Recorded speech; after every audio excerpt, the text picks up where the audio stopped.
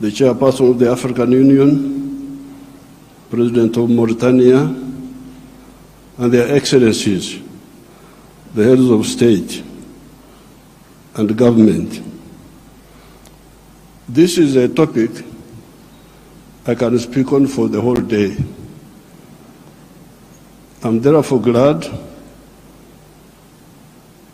we have had this meeting where the presidents of Africa meet with some of the Western leaders.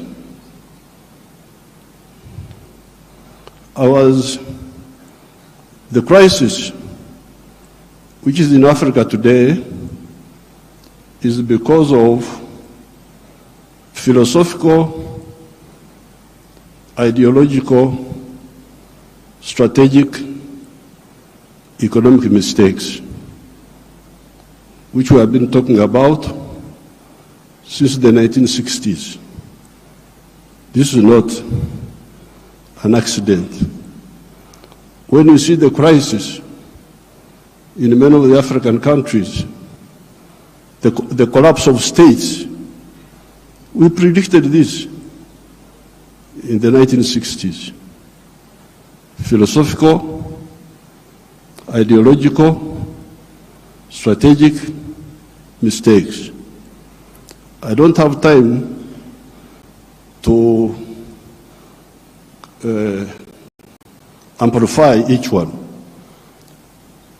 But I was very happy to hear the President of the World Bank talking about prosperity instead of profiteering. These were his own words. That's what I picked. This has been the problem. Aid has been for profiteering. This has been the problem. Now, the World Bank people and other groups have been talking of sustainable development. Even in your documents, I have seen those words there. Sustainable development. I am now going to be 80 years old. I have never seen sustainable pregnancy.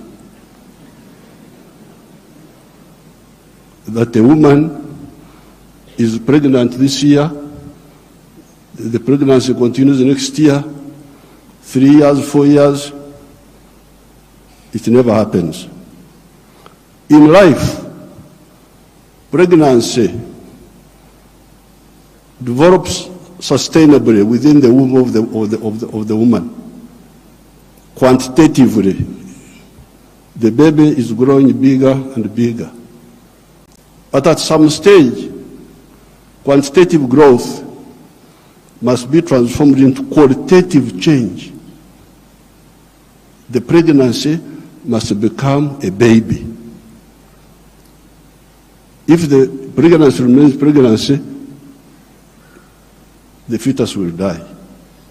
So therefore, I would even ask you to change those words in your documents. Africa does not need sustainable what? You could call it sustainable underdevelopment.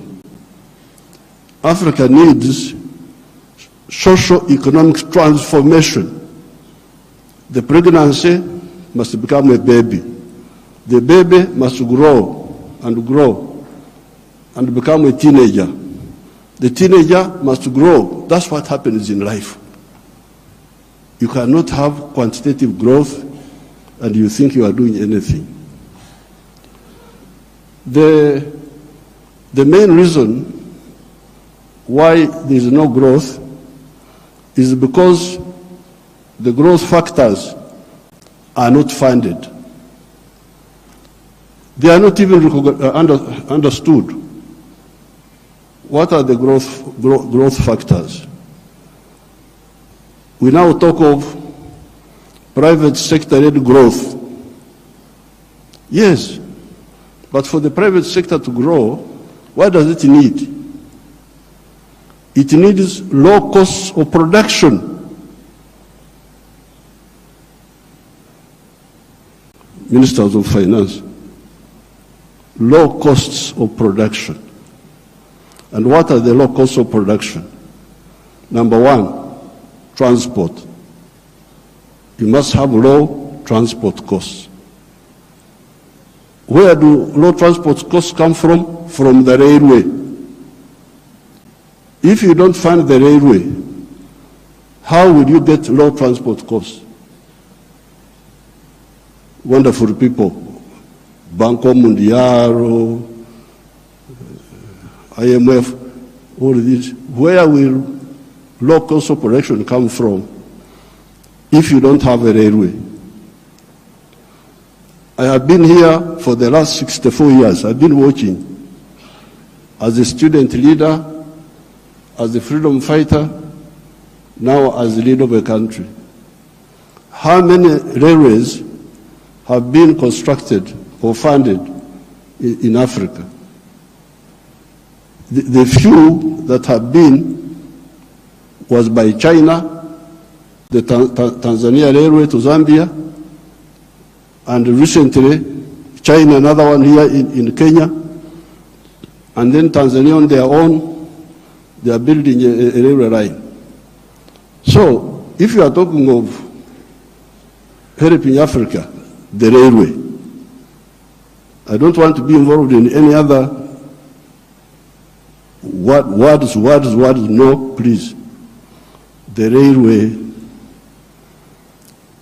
because if you fund the railway, you will have low cost of transport, and you can produce products which are cheap, which can be bought in the world. So you audit how much funding, all these billions you are talking about, how much of it has gone to the railway. Audit it. The second cost pusher is electricity. If you don't find electricity and you talk about sustainable development, what are you talking about? Private sector-led growth. Maneno tu.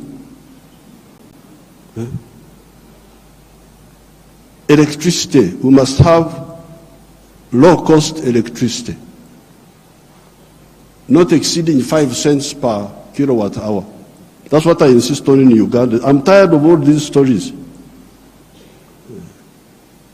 These neo-colonial civil servants who have been holding us back, I have put my foot down, say I don't want to hear those stories.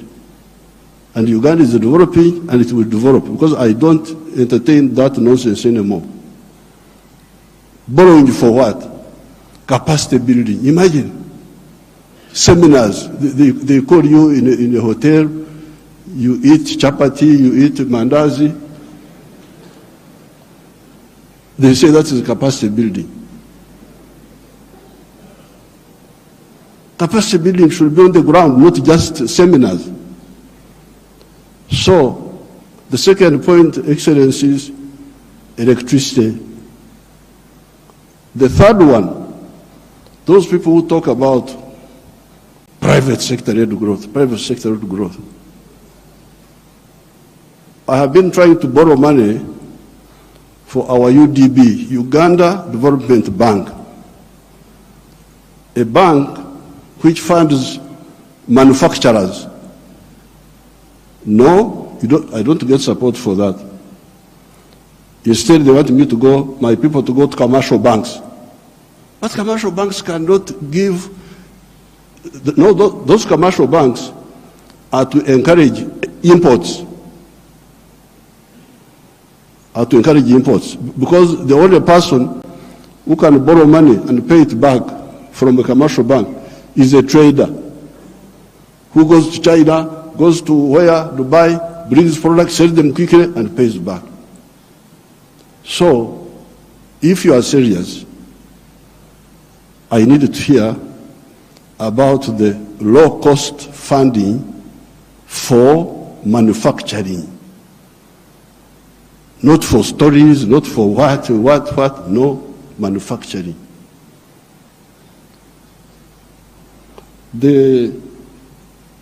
How about funding for irrigation? Because if you want to stabilize agriculture, a country like Uganda is very rich, we have got everything. But still sometimes we get some erraticness in the rain. So in order to stabilize, I've been trying to look for a loan for irrigation. I can't easily get it. Very difficult to get. A loan for seminars, very quick. The civil